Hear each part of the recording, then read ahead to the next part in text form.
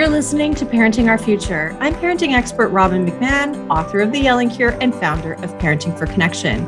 My podcast is all about providing you with the tools and solutions you need in all different areas of your parenting so you can create strong connections with your kids, get all the cooperation you want, and live a life that is full of joy and connection. And by the way, the tools and solutions that you're looking for in your parenting don't just live in each episode of my show, they're also in my free membership site, The Parent Toolbox, where you can access tools created by myself and my brilliant guests that cover everything from helping your kids to sleep, managing meltdowns, reducing overwhelm, to getting your kids to listen the first time, and so much more. Join the Parent Toolbox so you can download and use the tools that are ready on the site, and each week, a brand new tool is added. And of course, the best part is it's absolutely free to join and to stay in. You can go to www.parent-toolbox.com today. Now let's dive into this next episode of Parenting Our Future. Hey everybody, it's Robin here. Welcome back to Parenting Our Future. We're talking today about a really serious issue that I know you are facing, a lot of you are facing. I have faced it in my family with my kids, and I see it all around me. We're talking about anxious kids and social anxiety, and I'm so happy to have a really special guest with me today. It's Kyle Mitchell, and Kyle Mitchell is a mental health advocate. He is a speaker, a podcast host. His podcast is The Social Ninjas. He's also a TEDx speaker, pardon me, and a social media influencer who is passionate about solving problems associated with poor mental health in the world and the impact they have on our communities, especially teens and youth. And having struggled and conquered his own social anxiety after a 10-year battle, he found his calling and purpose to impact lives of others on a global scale. I love it. Kyle's mission is to help 1 million teens go from socially anxious to socially confident, collaborating with teens, educators, parents, nonprofits, and other organizations to change the narrative and stigma that currently exists. Kyle, welcome. I'm so happy to have you. Thank you for having me. Glad to be here. So great. All right. So let's just get right down to it. Let's go. Why are so many kids anxious? I don't get it. Well, definitely COVID has a big factor in that. I mean, since the beginning of the pandemic, I think the stat is 46% of teens have either a new or a worsening mental health condition. Like I said, that's since COVID happened, since, everybody was locked in the houses, got isolated. We kind of forgot how to communicate, with our friends, with teachers. We kind of lost that whole experience for, I don't know, some people a year, 2 years. And now just coming back in, it was a scary thing for a lot of teens, a lot of adults too. I've had a lot of adults come to me about being really anxious about going back into the office. That's been a big thing. I mean, it seems like almost every coaching client that I get that's an adult, they say that same thing to me. And I'm like, wow, this is a big deal. I mean, it's definitely more than just teens. It's everybody. But yeah, the teens are especially struggling right now. Yeah. So you're saying that 46% of teens identify as either having a new or worsening anxiety condition. Yes? Yes. Wow. And what was it before? Before COVID, that is. Yeah, before COVID. It was still bad before. I mean, obviously not as bad as it is now. About a month ago, they came out and said they officially declared this to be like what they call it, a youth mental health crisis. And they also said in the same paragraph, like, it's really been a youth mental health crisis for like the past 10 years.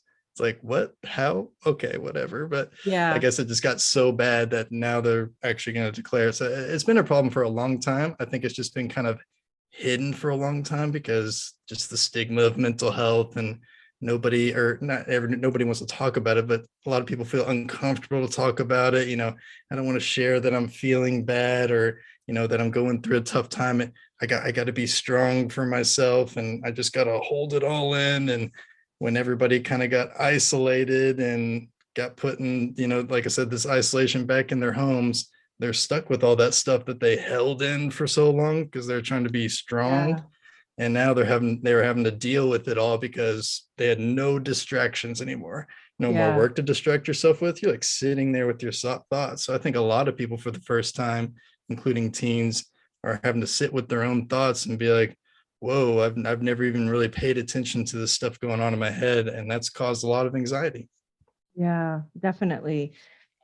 And here's the thing, and I've said this before, but really anxiety is a survival mechanism, and it's there to protect us.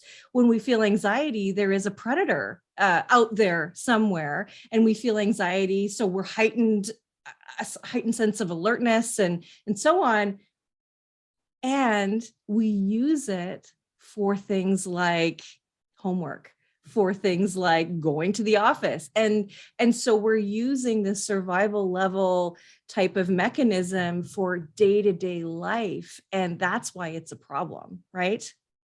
Yes, I'm so glad you mentioned that. I think that's one of the biggest like miscues of anxiety, I think, for a lot of people is they see it as like this thing like, oh, anxiety, go away. I don't ever want anxiety. And it's like, no, anxiety is like actually a good thing when it's used properly, when it comes up properly. Yeah. One example I like to give is I was outside with my neighbor about a year or so ago, and we were just out talking and our kids were playing and whatnot. And one of their daughters just went missing for a minute. They couldn't find her.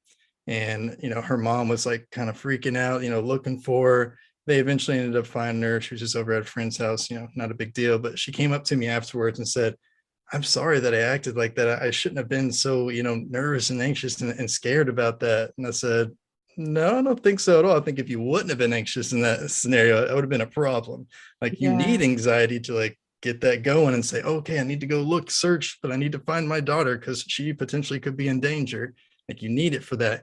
But at the same time, I don't need anxiety about raising my hand in class. So like that's the Right. difference. That's right. Well, and that's why COVID has been so confusing, because there is an invisible threat that is out to get us. And so we have sort of this overarching heightened anxiety. All of us do, even though, we know there are ways to keep ourselves protected with social distancing and all those mandates and all those, protective things that we can do. But that's also why it's been worse. And I've seen it in my own kids, especially my youngest one, who I talked to you a little bit about before. And it's heartbreaking to see.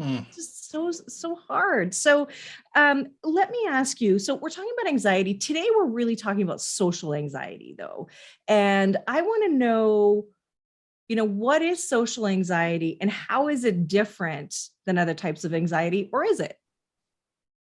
Yeah, so it's just a little bit different. I think the main difference is just when it comes about. The feeling is generally the same thing, but it's feeling like you're being negatively judged in social situations. So this could be walking into the classroom, it's feeling like you're being negatively judged. This could be going inside McDonald's and ordering some food. I mean, just walking around, being around other people. A big one that a lot of people with social anxiety tell me a lot of time is I feel like I walk weird. I feel like people are judging me for how I walk. And I personally experienced this in high school. I had that same sort of thing, but it's just feeling like people are just negatively judging you. No, 99% of the time, they're not even paying attention to you. Yeah, yeah, totally. So really, it's the fear of judgment. Yes. It's the fear of judgment. Okay. And that runs the gamut from fear of somebody judging my hairstyle to how I walk to the words that I say, the answer that I give. And it can be crippling, can't it? Yeah, absolutely. Yeah. So how does it show up? What do you see when someone has social anxiety? How does that look different than my other son who has obsessive compulsive disorder? That's the way his that's the expression of his anxiety disorder. How does social anxiety show up? Sure. So, well, first of all, looking at someone and seeing if they have social anxiety, very hard to do. Very Well, hard. yeah, and I'm thinking from a parent's perspective, right? So, Right. yeah, Right. So, Yeah, it would be hard to like look at your child and know that they're feeling anxious. People with social anxiety tend to be very good at hiding it, including myself when I was younger. My parents didn't know anything about it until I said something about it. Okay, okay. But as far as like the feelings within, there's a lot of, kind of like fast heartbeat, your palms will get sweaty. It'll feel like your body's on fire, like there's like a heat wave over you. I've definitely felt that many a times. Not a fun or comfortable feeling at all. But yeah, so those are just kind of the same of some of the like main symptoms, but it kind of varies depending on the person. Some people, might do one or feel one way. Some people might feel another. Okay, so that's right. That's how they're feeling. And then there's also got to be thoughts that go with that too. What like from your example, what would your thought be about when you had that heat wave come over you? What were you saying to yourself? Depending on the situation, I can remember a time in high school where there was a long period of time where every morning I would go in the bathroom, I would sit in the stall, and I would just sit there and I would cry. And that's all Oh, I would do for about 40 minutes until my first class started. And so some of oh, the thoughts that would go through in my head was, why can't I do this? Why can't I make right. friends at this new school? Why am I Yeah, this outlier weirdo? And the right. biggest one that I've felt that I think is one of the most damaging, and I think a lot of people have, is, why am I not normal? I think that Yeah. one really hits home, and and I just want to go to everyone who has that thought and just be like, this is normal. This is a Yeah. normal feeling that you're feeling right now. You are not like some weird alien type person. Like, tons of people around you, especially now, tons of people around you, and tons of people around me when I was in high school were feeling the same way. I just had no Yeah. idea. I thought I was the Right. only one. So that goes back to your point about you can't tell if somebody has social anxiety like you can somebody with OCD, like I mentioned, right? So that's a really good point to make. And so, as part of this, mental health disorder, you feel isolated, right? You don't want to talk about it. You feel like you are innately wrong.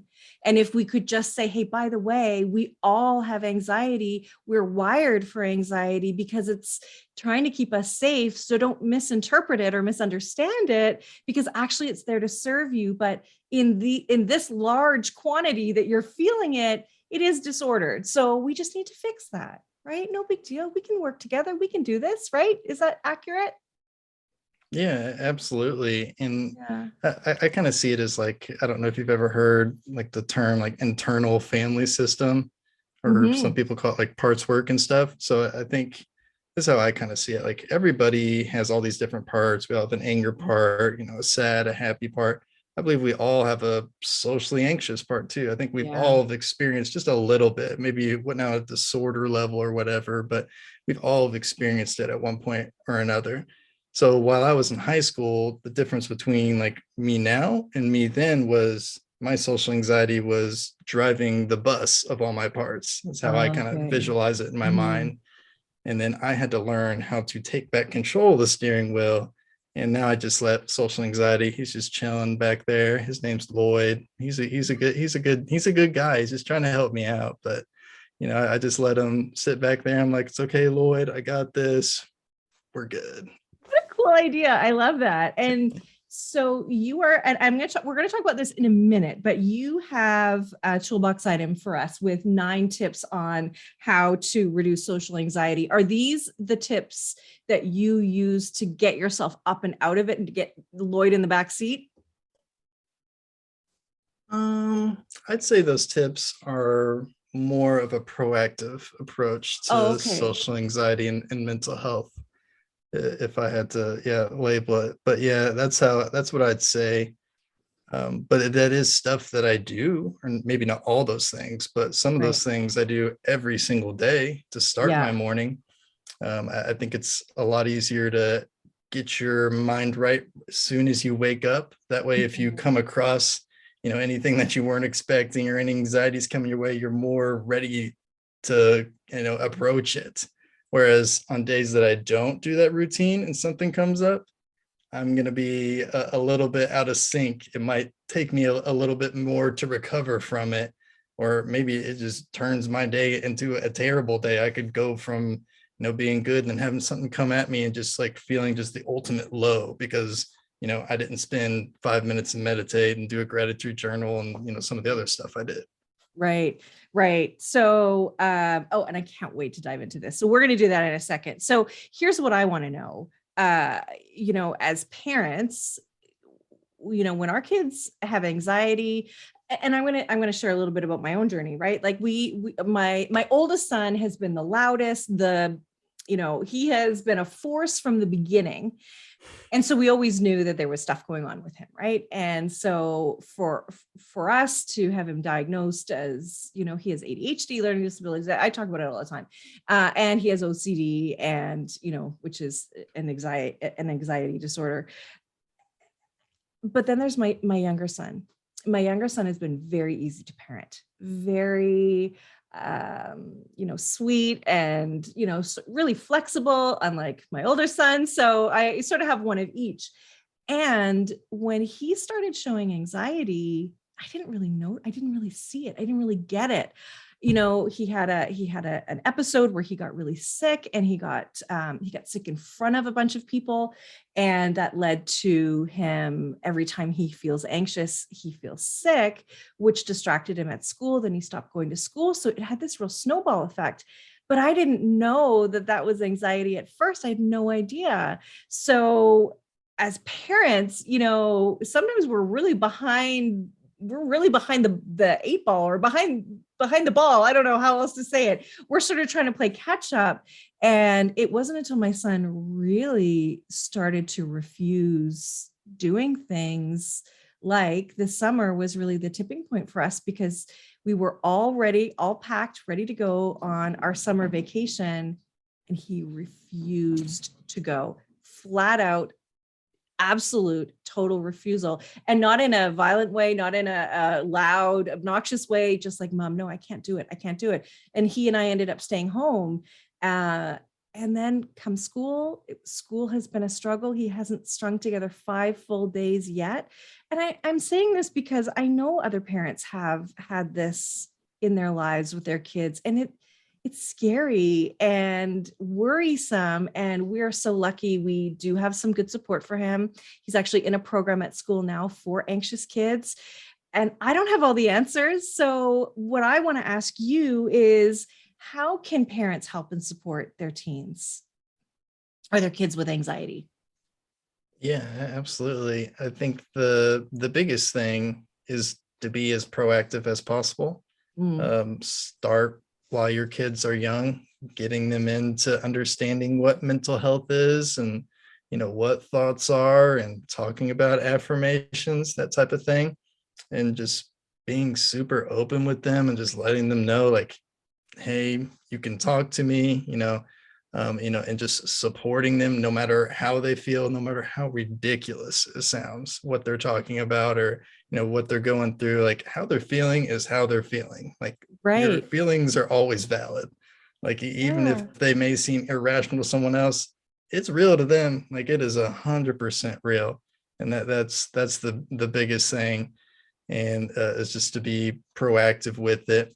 Now, if if you have kids that are a little bit older, and it's a little bit harder, it would be harder for me to get a teenager to be like, hey, let's start meditating every morning together. But it was really easy for me to do with like my kids when they were like 4 and 5 years old. Just got them into it really early, just make it super normal. But when they are older like that, and some things that you can do is just really the biggest piece, just kind of repeating what I just said, is just being that support system for them. Don't give advice. Don't ever give advice unless they ask for it, and just show them that their emotions are valid. And while it doesn't seem like that's a whole lot you can do, doing that is so powerful to them, and they will eventually open up. Yeah. It's really hard not to give advice, Kyle. Oh yeah, I know. It's so, in other words, what you're saying is, honor their feelings, even if you don't agree, listen deeply to what they're saying, and zip the lip because they just want you to hold space for them, right? To bear witness to their pain, if you will, to just say, oh, wow, that must be hard, right? Even if you don't Yes. agree, even if you think it's stupid, right? To put it Yes, bluntly. absolutely. I mean, I call myself social anxiety Kyle, and my 6-year-old has social anxiety. So I understand the like want to give advice. I'm like, oh, I feel like I know the answers for you. Let me just tell you what to do. But I know I can't do that because she'll never do what I say. It's just not going to Right? happen. She just Well, wants the support from me. right. And it's true, right? Here you are, social anxiety Kyle, with a kid with social anxiety. Here I am as, a parenting coach. And I don't have all the answers either. And I want parents who are listening to know that it's not your fault, first and foremost, and that it is something that our kids face. And it doesn't mean you did anything wrong. And Yes. your job is to help them through it, right? Like we just said, to honor them, to honor their feelings, even if you don't agree with them, and to hold that space for them to feel their feelings and to get them help when they need it. And so at what point would you say getting help is essential? Um, I say when the problem becomes, I guess, excessive. And it So starts to impact your life? yeah, 100%. Or your kid's life. I mean, just Yeah. thinking back to, when we started to get my daughter into therapy, I had like this internal struggle of like, I feel like I'm not doing my best if I get her to therapy. I should be able Yeah. to help her. No, me And I had too. to Yeah. battle that and be like, no, I'm actually doing a disservice to her by not Mhm. giving her the help that she needs. And that's how I help her, is to give Yeah. her the help, whether that's be a therapist or, see a school counselor or psychologist or whatever it may be. Yeah, it's true. It's true, right? We feel like we should know, but should never helps anybody. So as parents, don't you worry. Like there is help out there. And I think that the best thing to come out of this time is that we are talking about mental health more. We're not judging it as much. We're realizing that we're all different. We all experience different things. And honestly, the norm probably is more to have a mental health condition than not. We all struggle. I have struggled with my own mental health as well. Parenting has been so hard for me, especially with my oldest who, came in, ready to sort of tackle the world, and me too. It's tough. So getting the help where you can, when you can, and you're absolutely right. When it starts to impact your life, that's when you need help. When you can't do normal things, like you can't go on vacation with your family, you can't go to school, you can't play sports anymore. Those are some really big red flags. And those are a call to action, I think, for parents. Don't you agree? Yes, absolutely. So you are so kind, Kyle. I can't say enough about what you have as a gift for our listeners, which is effective tips to start reducing social anxiety today. And what I want to say about this is, as I go through it, these are things that every person can do, whether you have anxiety or not. These are best practices, like as life hacks, don't you think?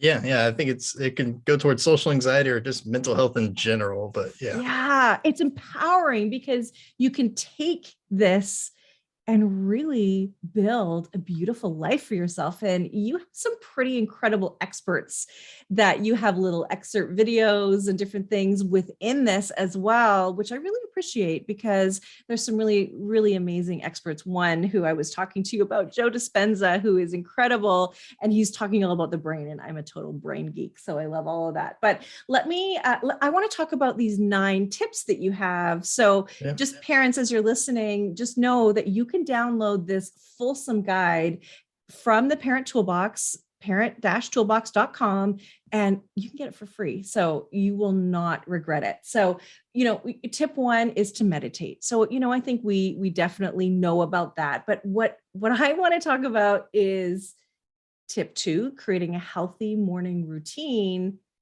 and then know what you're doing tomorrow. I want to talk about those too. So what is creating a healthy morning routine all about? It's all about giving yourself space every single day, giving yourself space just for you. As parents, we all know you are constantly with someone. You're with your child, your husband, wife, whatever. And a lot of times we get in this cycle where it's just like repeating da da da da da da da, and we haven't spent any time with ourselves. So I always encourage people, like, even if you can only take 5 minutes every morning to just sit there and just be with your thoughts, meditate, maybe do some gratitude, something to do just for you. Because as parents, and I've been guilty of this as well, it's like it feels like I'm being selfish if I take care of myself. If I do any like type of self-care type of thing, I'm being selfish. I need to put that time towards my kids and my family. And it's actually no, if I don't do that, once again, I'm doing a disservice to myself and my family. I'm not able to show up the way I want to be. I'm not able to be the parent that I want to be towards my kids. But if I'm able to take that time for myself, like I said, even if it's only 5 minutes, and don't say you have 5 minutes, because yes, you do. You can wake up 5 minutes earlier or go to bed 5 minutes later or whatever. You can figure out a way to get that in. But yeah, just taking that time is super important. Totally agree with you. And in fact, it's the gift you give your family and yourself, because giving back to yourself and caring for yourself is number one for managing anger, frustration, overwhelm, burnout. So it is really so important to your health. So do it. Don't argue about it. Do it. Right? Just do it, damn it. Just do it. Okay. Okay. So what is the know what you're doing tomorrow? Tell me about that. Yeah, so that's something that I just started doing. I don't remember where I learned it, but I learned it from someone. But it was really just to come up with 3 things that I want to get done tomorrow, for 2 reasons, really. One, to know what I'm doing tomorrow, so I'm not waking up and on accident and being like, okay, now let's figure out what I have to do. I'm taking up a lot of my own brain's energy doing that. So I do that at the end of the day before I go to bed, because I don't need my energy at that point. I'm just going to sleep anyways. And so when I wake up, I actually know what I'm doing. And 2, it kind of recycles, because I like to, at the very end of the day, write down 3 things that I accomplished that day, which ideally, and sometimes not, sometimes it's other things, but I can write down like, oh, I did this and I did this and I did this. And just doing that simple act does something within you that makes you feel really good. It's like that same feeling of like, crossing off your to-do list type of thing. I know we've all felt that. It's like, man, look at all these crosses. And like every time you just cross it off, it just feels so good. It's the same type of thing. That's why I do it. Oh, I love it. That's so true. Yeah. You get that sort of intrinsic motivation, like boom, that feels good. I got that done. So I like that. So you're sort of really setting the path for the day ahead, and then you're recapping the day later, which is great to see what I accomplished. And I would add, don't judge yourself if you didn't get it done. It's okay. Why didn't you get it done? Like, just be curious about it. Don't be judgmental about it. Okay. So here is what I also love. And that is self-affirmations. Tell me what that sounds like and why we want to use affirmations. Yeah, absolutely. So there's lots of ways to practice self-love, and self-affirmations is one of them. Honestly, my favorite way to do it. I get pretty into it, but maybe more than most people. But so what I do in the morning is I got a speaker and I go into my bathroom and I set it on my sink and I play some music. But I don't play just, any type of music. I play music that's going to get me hyped up, get my body's frequency going. I always give the example of, if you've ever, watched a movie with like a battle scene in it, if you think of like the music that's playing in the background, it's like, yeah. So they play that music on purpose to get your emotions into it. You feel like you're there, like you're ready to go into battle type of thing. So like, that's literally the type of like soundtracks and stuff that I listen to. And so I'll listen to that stuff, and then I'll look into the mirror and I'll stare into my eyes, and I just speak positive statements to myself via I am statements. So I say, I am confident. I am a beast. I am killing it right now. I am going to own today. and I bring value everywhere I go, and I just say this stuff to myself, to just train my subconscious mind to believe it. I always like to tell people the difference between someone who's confident and someone who isn't confident is the person who's confident believes that they're confident. So if you want to create confidence, you got to believe it. So this is a way to create that belief in your mind, because that's really all it is. If you can just create that belief in your mind, you believe you're confident, then you are. Game over. Like, you confident, let's go.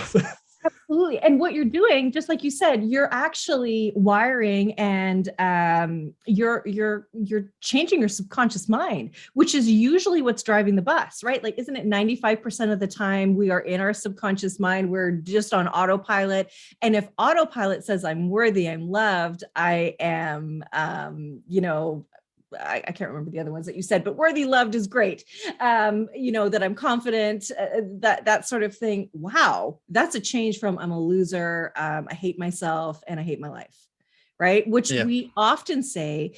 And here's the thing too, even if you don't agree yet, or you sort of fight those things, like to say, I am loved, I am beautiful, I bring joy to this world, or people are drawn to me, or whatever you want to say, and you kind of feel like you don't believe it.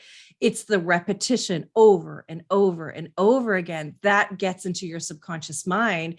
And our brains are so good, they'll believe what we tell it to, because our brains don't know the difference between fantasy and reality. So we often adopt the negative limiting beliefs, but those don't serve us. Like, what does that cost you to say I'm a loser? Will cost me everything, right? Yeah. So then why not change it to, I'm confident, I'm learning to be confident, or every day I'm more and more confident. Maybe you start sort of that way, right? But those affirmations are absolutely powerful, and they will change your life. I fully believe them, and I use them every day too. Yeah, and they do change your life. I was telling myself in the mirror, I'm a TED speaker for like 2 years before I eventually became one. And I've just, before we continue and move on, I do want to mention one more thing about self-affirmations that a lot of people mess up on, is you got to say it with emotion. That's why I like to put in the music, because it helps with that emotion piece, even when you don't believe it.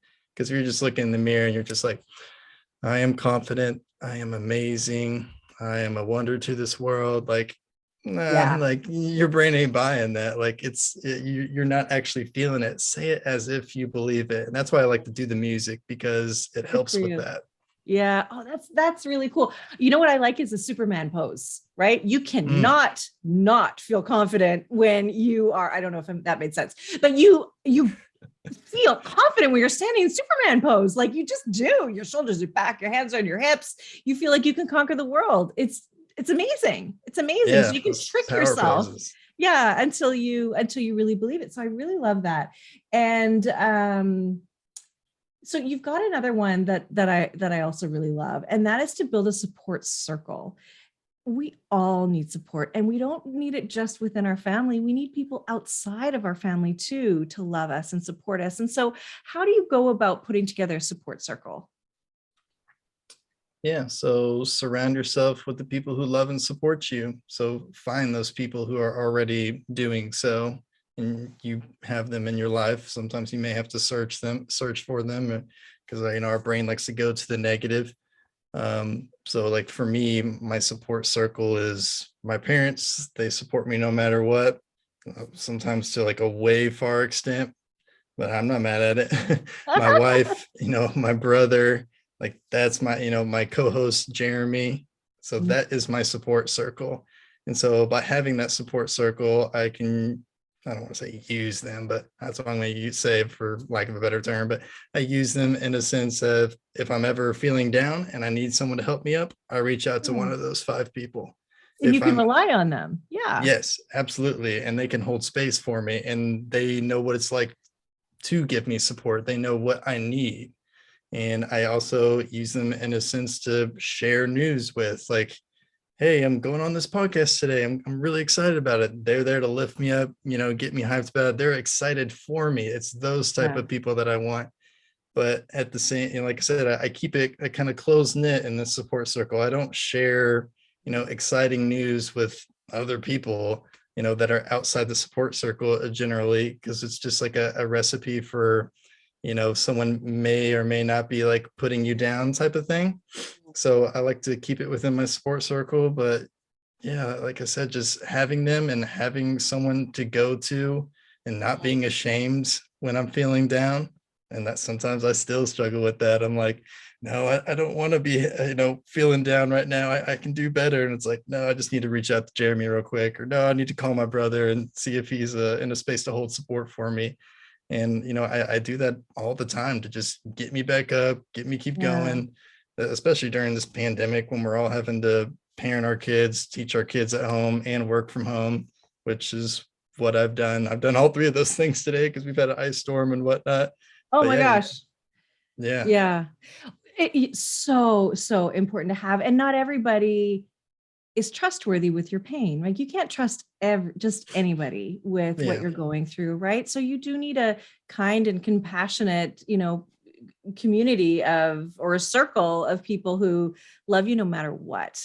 And also who you're there for as well, I think too, right? That people who check in on you, who you check in on, I think that we all need that. And we become so separate, but we really need to reach a hand out. If you're in a good place, you reach a hand out to somebody who isn't, and it's actually really an act of bravery and courage to say, I need help. It's not an act of weakness at all. All you're yes, saying to me, Kyle, is you're human. You're normal if you have ups and downs. I have ups and downs, and that's because we're humans. We're human beings. So we just have that. So one last thing that I want to ask you about, and of course this is all in this guide, is exposing the fears. Tell me what that means. yeah. So I kind of talk about it as doing baby step uncomfortable challenges. So, and what I mean by uncomfortable challenges is finding ways to just go just barely outside your comfort zone, just a little bit. And I say just a little bit because we don't want to do something so far outside our comfort zone and like so like big of a fear that it actually has a reverse effect on us, since our Right. mental health through a loop makes us feel even more anxious than we did before. So, like some of or I don't know if I said this on the podcast or not, but, my first ever uncomfortable challenge was raising my hand one time every single class in college. That was the first one I Wow. ever came up with. Good for And you. so it was all effort based. That's a big thing to remember. It's not to answer a question right every time. It was just to raise my hand and To answer or get in ask a the, yeah. question. Yeah, didn't matter. And so that was something that was just barely outside my comfort zone. And I still practice doing this stuff. I like to push it a lot with myself, and I've done some pretty wild, kind of crazy and fun stuff. I mean, just some examples. I dressed in a full Santa suit and went to Target in April and was just shopping, doing my regular shopping. I went to this very, very populated walking bridge from Indiana to Kentucky. And I wore a sign over my front and back that said, "Hey, I need practice with my TED Talk. Come follow me. I'm going to do my TED Talk in the middle of the bridge." And I literally just Stop. did it for a bunch of random people in Oh the my bridge. goodness. You're Yeah, making me uncomfortable right now. that was pretty uncomfortable. But I tell you what, every time you get done with one of these, you feel so great afterwards. You feel so confident. It's like, Yeah. oh, I don't need to be like scared in that situation. Like, Yeah. I'm safe here. Like, I'm just talking to a bunch of random people. I mean, worst thing that happens is I screw up and forget what I'm talking about. But no, that's okay. Like, I'm human. I'm Kyle. Like, I'm cool. Like, I'm just here doing what I'm doing. Like, I'm just gonna go out here and just do my best. I love it. That's so cool. And maybe not recommending that for everyone, but Yeah, baby step. Everybody's is different. So it's find what's barely outside your comfort zone. Oh, that's so funny. Yeah, I am an extroverted introvert, so I much prefer to stay alone and by myself in my own little space. But yeah, I think that's really great, and I think that the message that I'm hearing that you're not saying, but I'm hearing is like you got to stop giving a care about other people's thoughts and judgments of you because they're not about you anyway. Somebody is seeing that and judging based on their own stuff. It has nothing to do with you. And so if we can just really embrace that and realize that other people don't count, other people's thought in terms of their judgments and their thoughts about you. It doesn't matter. It's not real. All that matters is your own self and your own integrity and your own mindset, happiness, mental health, right? Yeah, you said it exactly right. I mean, people's judgments against you are really about them. I mean, Yeah. somebody commented on my TikTok like a few months ago. I was like, your content sucks. I'm just like, All right. okay, like that's fine if you think that, but like I wouldn't even like really mad. Like that's really more about them and what's going on in their life more than likely. And it's nothing to do with my content. They just want to troll and put that onto somewhere else type of thing. Yeah, it says everything about where they're at in their life that they took the time to do that. And I've had lots of hate, because as soon as you put yourself out there, and I've had people talk about my appearance. I've had people, talk about the content, everything. And, myself and the people who work with me, it's, we don't respond out of hate. We just respond out of love. That's it. We recognize that not everybody's in the best place, and that isn't about me anyway. That wasn't about me, and that's okay. It doesn't hurt. Every once in a while it's like, oh, really? You had to say that? But all right, it's okay. It's all right, so yeah, I think that's something we've got to start teaching our kids too. And again, your awesome tips for social anxiety. These are all preventative, like you said. This is really to help you live the best life possible. And you can live without anxiety that hijacks your life. You can Exactly. you can ride the wave like you're a surfer almost, right? Ride the waves of anxiety with the tools that you've got here. Yeah, absolutely. You can live life on your own terms, not social anxieties. That's what I teach people to do. Yeah. So where can people find you, social anxiety, Kyle? Yeah, so I primarily hang out on Instagram and I do some TikTok. Those are my main two. But yeah, you can just find me social anxiety Kyle. I try to keep mental health and anxiety like light. I make it fun, and I'm not like super serious. I mean, it is serious, but like at the same time, Yeah. like there's enough people trying to make everything so super serious. I have fun. I try to make it like less stigmatized. Hmm. So I think my stuff's funny. I watch it and I laugh still. So Oh, good. Well, you have a new follower in me, and I'm sure in a lot of listeners as well. And of course, you have your podcast, The Social Ninjas, with you and your partner. Sorry, what was his name? his name is Jeremy Green. Jeremy. I'll Okay. give him a shout out. He's Jeremy Talks to Strangers on Instagram. Oh, Jeremy talks to strangers. Well, I'm going to follow him too. I love that. I love it. Okay, great. Thank you so much, Kyle. Is there any last thought or a little piece of advice that you want to leave the listeners with before we end? Um, yeah, I mean, kind of my general advice I try to live by and, try to set the example for my kids is make your mental health just as much of a priority as your physical health. And there shouldn't be any stigmatizing, difference between the two. So we wouldn't feel bad about, calling off work for a broken arm or broken leg or whatever. We shouldn't feel bad about having to go to therapy one day. So I hope Yeah, to live in a world where it's like those are the same thing, or like it'd be weird yeah, if you went to the gym but didn't work on your mental health. Like that's the yeah, world I want to live in, type of thing. yeah. Oh, that's really great. It would be great if we could go to the gym and then meditate at the gym too. Let's say, like Yeah, combine the two. Yeah, could that's probably really great. happen.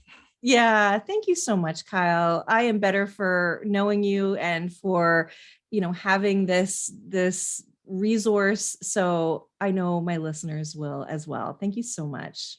Yeah, thanks for having me. I love talking about this stuff, especially to parents and seeing how I deal with teens all the time. And I know it's like a tricky subject, and especially if you've never experienced anxiety before. So, yeah, any way I can help, anybody wants to reach out to me, yeah, more than welcome to. Also, my website is socialanxietykyle.com. You can find me there as well.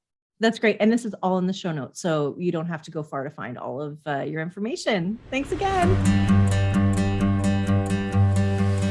Thank you for listening to this edition of my podcast, Parenting Our Future. I'm parent coach Robin McMahon, and if you're enjoying this podcast, please share it with someone who you think might also need to hear this message. And don't forget to subscribe, and if you like my work, I'd be grateful if you gave me a 5-star rating. For those of you who like my content and want more, visit me at yellingcurebook.com to get your copy of my book and to find other resources to help you. Until next time, I am wishing you and your family peace and connection.